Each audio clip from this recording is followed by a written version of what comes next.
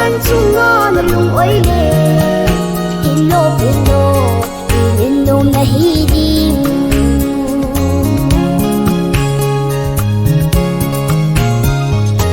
ipathena isim zinam isupi pagul pa isim din ikazona tu pa se yude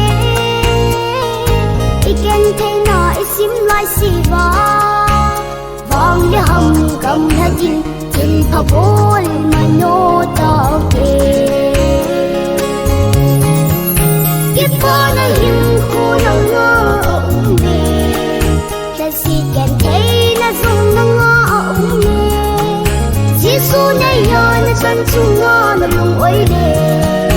Hinlo Hinlo NUNNOM nahin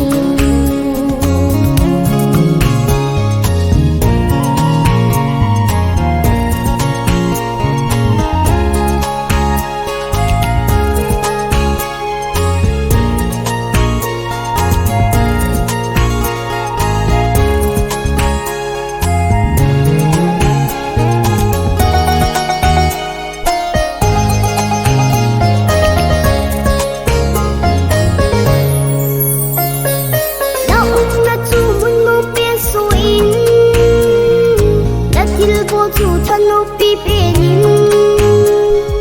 hinkho vatin kisem pi benin mi ngai da min na zo kalvalin pathena butui bam sin se lo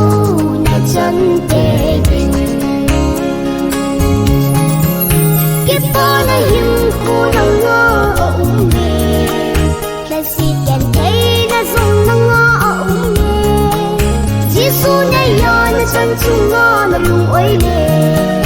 Hinlo Hinlo NUNNOM nahin